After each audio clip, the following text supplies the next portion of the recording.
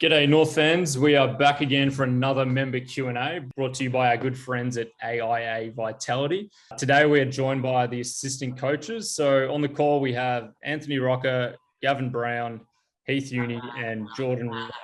So welcome everyone. I reckon we're just going to jump straight into it. So the first question I have here is from David Jackson, and this one's for you, Heath Uni, and it is, where will we significantly improve this year and why? Great question, Dave. Look, we feel that we've improved in a number of fronts. Obviously, another 12 months together or pre-season together to be able to build on the game plan that we did last year. We've added some new fitness staff. We feel the guys have been able to train really strongly throughout the pre-season. So we've built another strong base physically. The guys look stronger from being in the gym. But all in all, we're reasonably confident where the group's at from the amount of work they've put in. We'll get to see first thing this Sunday when we play the Hawks to see how far we have come. Awesome, mate. And the next question is from Brett Madigan. And could Charlie Comben play centre-half back? So I might throw this one to you, Gav. Yes, Brett, he possibly could. At the moment, we're grooming him to be a key forward. That's why he come to the footy club. So in the short term, or hopefully in the long term too, that's where he'll probably end up. But he has all the attributes, the physical attributes anyway, to be a key back. There's no doubt about that, particularly in the modern game. He's extremely athletic and very, very competitive as well. So there's no reason why he couldn't be a really proficient key back. But as I said, we're training him up at the moment to be a key forward, to give Larks a bit of a hand. At the moment, he's a bit of a lone ranger, but yeah, so that's the plan for him. But no, good call, absolutely. He's got the dimensions as well, so not a problem. Could do it. Awesome. And another one, with a young, inexperienced midfield, what is the plan to develop them to become competitive against the stronger clubs? So I might throw this one to you, Jordan, and that one's from Glenn Lavender. Good question, Glenn. I think you find last year, if you look at how we went as a midfield group against Melbourne and Bulldogs, in regards to the clearing stuff, we actually performed pretty strongly. So, I mean, with the younger guys, we're consistently trying to get them to become stronger physically. I think continuing to work on their stoppage craft will be something that we've done the last couple of months and continue to do in season 2022. But yeah, we had patches last year where we were able to compete with them. So I'm just looking for that consistent performance week in, week out.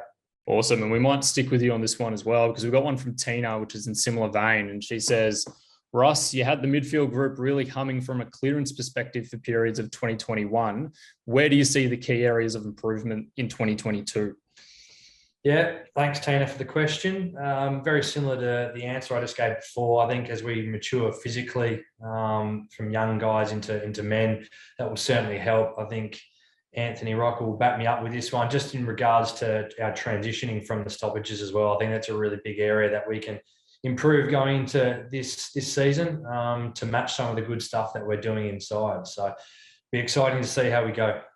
Heath, I've got one for you here, mate. This is from Nick Vaughan, and he asks, Jack Marnie appears to have been backed in by two North Melbourne coaching groups, firstly under Shaw and now Noble, from the moment he arrived at Arden Street. He plays a pretty thankless role in what is a developing team.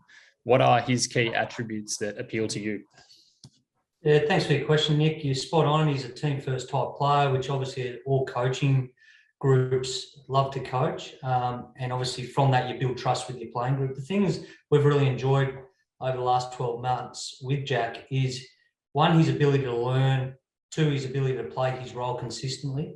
Where he's growing, he's understanding his role more consistently. So we're seeing him being able to, the last probably 2 to 3 weeks, particularly in the trial and practice matches, he's hit the scoreboard. So as a small forward, he's been able to do that more consistently than ever. He's in really good form physically, and we're hoping for him to be able to put a really strong, consistent year for us in 2022. Yeah, I'm not sure if this is best for you, Gav, but I've got you written down for it. So, question to Gavin Brown. It says, why do the Roos struggle in second quarters after a spirited first quarter? It's a really good question. So I got the heads up on this question, did a bit of research and spoke to one of our analysts not long ago. And I was told that, no, you're correct. Our second quarters statistically do drop away, but not a hell of a lot. So she gave me some inside 50s efficiency disposals and a few other major possessions or statistics rather. And they do all drop off a little bit in the second, but not, as I said, not massively. So I guess anecdotally, it's probably a young group. You come out really aggressively, really excited, and you can burn a few petrol tickets. And we've spoken about that before, where an older, more experienced, calmer group potentially is a bit more level and can control maybe their anxiety and their energy levels where they need them to be, so that they can maintain and manage those for the rest of the game. And then maybe in the second quarter, we potentially, who knows? It's a really difficult one to answer, but yeah, that's all I can probably think of from experience. But I think you'll find as the group gets a little bit more experienced and little bit more mature, they're able to cope a little bit better and manage and control their energy levels, anxiety levels, performance levels to a certain degree. So yeah, good question, but I probably didn't help you much with the answer, but hopefully we don't have those problems this year. No, I like it. I like the homework you've done there as well. It sounds like Noni or Lauren's kind of giving you a bit of ammo there, so that's always good. The next one's for you, Rocker, which is, which player would you pick as someone who has gone to another level by the time this season has finished? Thanks for the question. The one I'm going to pick is Big X in the ruck.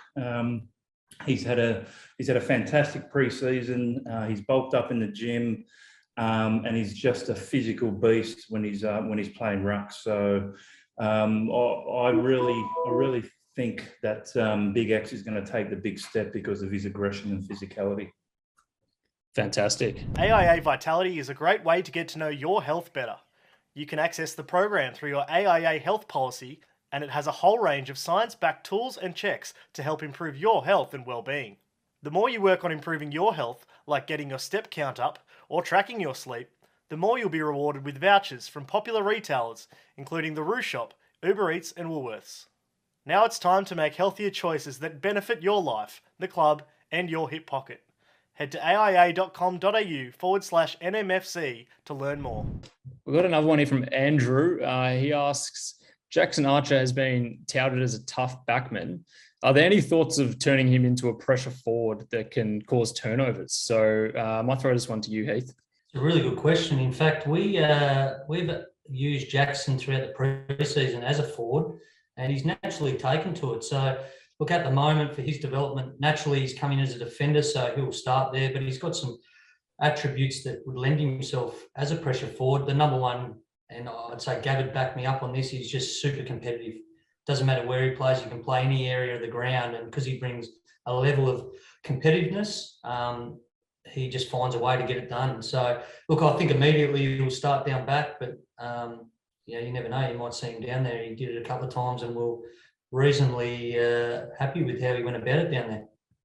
Awesome. And we might stick with you for this next question as well, which is, do you guys think CCJ, Cherry, Goldstein and Larkey will play in the same team? And do you think this would be an advantage or disadvantage if we have 4 200-centimetre guys in the same lineup?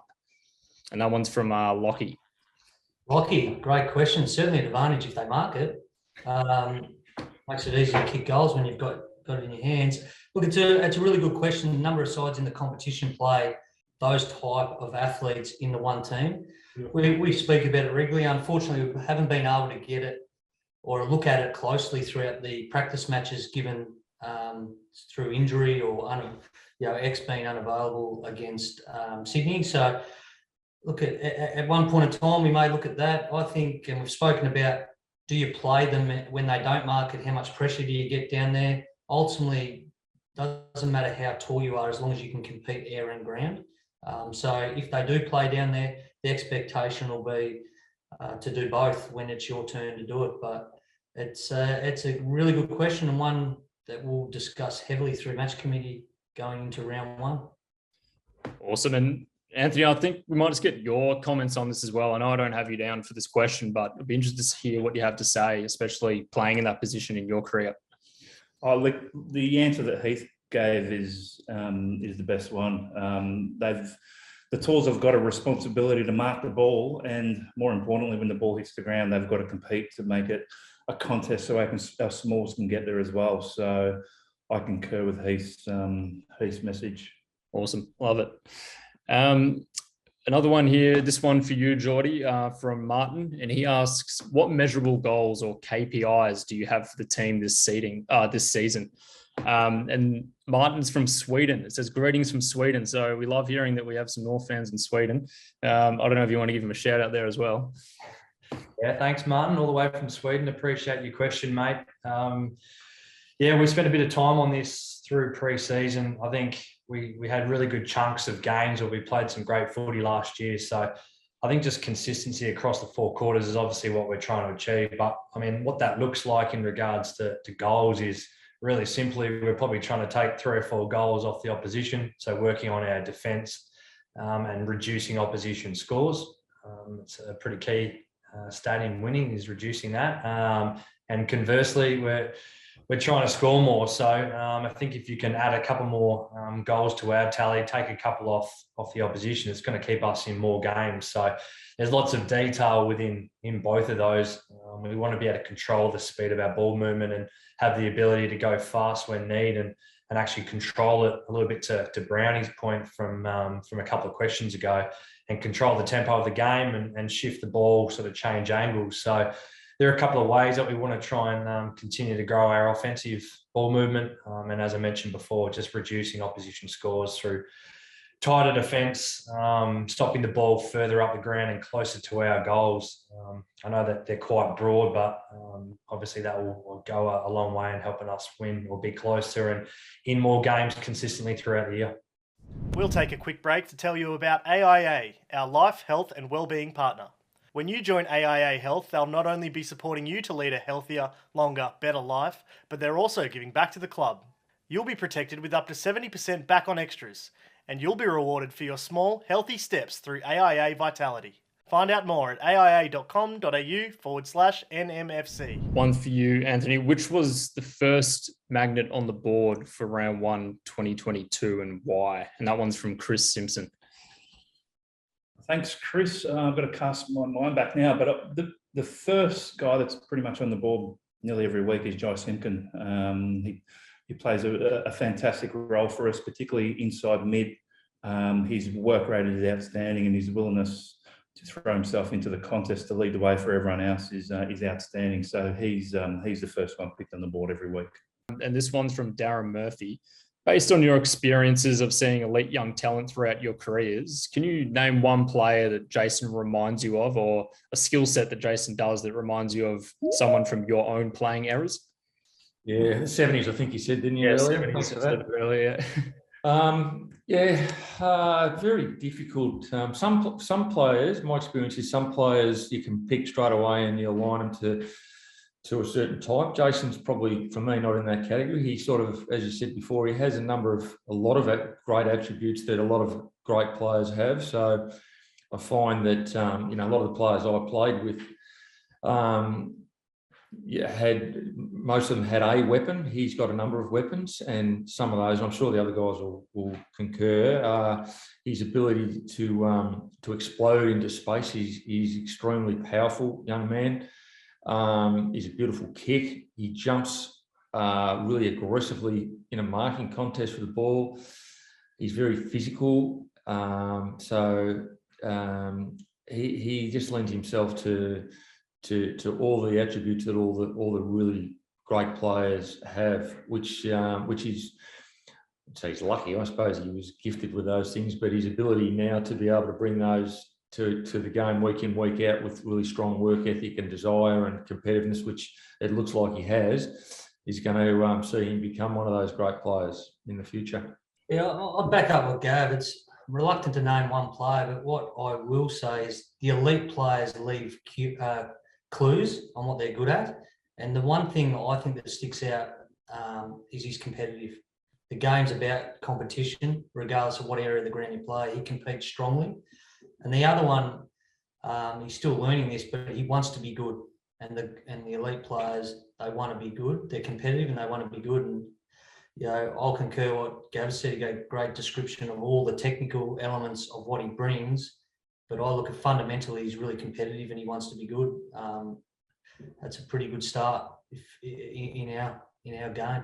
Spot on. I reckon he reminds me of a young Gavin Brown, competitive, doesn't want to lose a contest, and he's going to be a fantastic player in the years to come. Awesome. Love it. All great answers. The next one we have here is from Matt Houston. This one's for you, Geordie, and it says, how have our structures improved over the 2 preseason games, and how far away are we from perfecting our structure? Yeah, really valid question, Matt. Thanks for that. We've spoken a lot in the last couple of weeks and a lot through pre-season as well around our contest balance and shape. It didn't quite go the way we wanted it to in our first game against Melbourne, but it's something that we've put a heap of time into in the last couple of weeks in regards to how we attack those contests. So whether that be a long down the line kick or a live ball on the ground, around trusting 1 or 2 guys to go and impact that ball, but to have enough around the periphery that if we do win it, we can feed that ball out to them and then shape the ball from there. What it does also do is if that ball spills out, we've got some protection from a defensive point of view. So to get in these positions, you've got to work hard from contest to contest. And as I said, we've spent a lot of time this pre-season growing the boys out with transition speed and endurance to be able to get them to cover that ground. And now it's around how we balance it up once we are there. So it's a work in progress. And I think we find if you chat to any other AFL team, whether that be the Bulldogs or Demons as well from last year, is that they're always trying to tweak and improve their structures. I don't think it's ever perfect. So we're just trying to get better every week. Great. And we might stick with you here as well, Geordie. The next question is from Dan, and he asks, with the absence of Ben Cunnington for the foreseeable future, is there a chance Jack Ziebell could be thrown back into the middle to win some contested ball? I don't think there's a hope in hell of that happening at all. I don't think John Blakey would release him back into the midfield. He's generally pretty protective of his backmen, especially the skipper. So I reckon he'll be staying down back for the time being. What we have got is a guy by the name of Hugh Greenwood, who's come into our side, who will fulfil that role differently than what Cunners does, but one of his strengths is his contested ball winning ability. So we've liked what we've seen from him in the couple of games so far this year. So he's a pretty good replacement for now. Awesome. Heath, we'll go to you for this next one. And this one's from Travis James. And he asks, besides Jason, who of the other first-year players is likely to debut this year? A really good question, and it's one that match committee and the coaches obviously look at how our guys are progressing. And each of them have shown glimpses throughout the pre-season where you go, they're really close to selection. They've all bring different weapons, different strengths of what they can do. You only look more recently, Go to come in and did some really nice things against Sydney. Paul Curtis does stuff at training. You think, geez, he's not too far away. We spoke about Arch, and he could come in and just compete. We know he's going to do that. Miller Bergman's been outstanding and progressed really strongly. And obviously Jason, we've spoke about. So they all are probably closer than what they think. It's then just waiting for their opportunity. But yeah, the development team headed up by Gav and Lynchy, Boomer and Patch have done a wonderful job in progressing them to give them the best chance to be ready come when they're selected. So great crop. I don't think I left anyone out, fellas, but great crop of players, and we're really fortunate to have on our list. This next question is from Brock Allen, and I might throw this one to you, Anthony. It's, how was Will Phillips tracking before he was withdrawn with glandular fever? I'm really unfortunate that Will is going to miss a period of time because he's one of the guys who can help our midfield. The week before he got glandular fever, you could tell that something was a little bit off. But the 3 weeks prior to that, he had a great block of training and was really trying to cement his spot in the midfield group. So he was training really well leading into it, and probably would have been a first up start playing our senior side. So it's really unfortunate, but I'm sure Will do the right things over this time and get himself right when he's ready to go. This last question here, actually, guys. So this is the final one, and Gav, I think this one I'll throw to you. It's from Andrew, and it's in regards to our Tassie talent. And he asks, with a good sprinkling of Tassie talent on the list now, how are they tracking, and what do the likes of Matt McGuinness and Paddy Walker have to do to get to the next level? They are looking really good at the moment. They're training well. Paddy Walker had a serious ankle injury and operation at the end of last year, 21. But he's come back in really good condition. He's training really well. He came here as a defender. He's now playing a little bit more in the wing role. And he's taken to it like a duck to water. He looks really comfortable out there. He's got a massive tank. He's a really good size. He's a beautiful kick and a really good decision maker. He's going to continue, or has to continue to work a little bit more on his contest work, more from a technical point of view. Yeah, we can see him playing on a wing in the North Melbourne jumper in the future for sure, because of all the reasons I just mentioned. So it's a little bit about doing his time. Having said that, if you just jump up and you're playing really good footy, you're going to get picked, and that'll be the case with him for sure when that time comes. Hopefully it's sooner rather than later. And Matty McGuinness is a really interesting one too. Unfortunately, he's hurt his foot again and he's out, been out for the last couple of weeks. So hopefully another couple more weeks before he can come back in and join in training. And we've moved Matty. He came here as a defender. We actually put him forward last year and a little bit on the wing. He's at 190. I think he's about 194. He's a really good size. A beautiful left foot kick. Some really strong attributes. And we've put him back to the back line now, where he looks really, really comfortable. And he was going really, really well, to the point where he probably would have played in the last couple of senior practice matches. So unfortunately for him, it didn't pan out that way, but he's making some really good progress, developing really nicely. Still needs to put a little bit more size on for the rigours of senior AFL footy. But yeah, heading in the right direction with a bullet. Going really well, both those boys. So really pleasing. I think that kind of wraps it all up, guys. So a massive thank you for taking time out of your day today, especially with it being a training day on the eve of round one. It's greatly appreciated, and I'm sure the North faithful are just as thankful. And to the members and fans who submitted questions, this doesn't happen without your input. So thanks again. So to everyone here, good luck with round one and the rest of the season.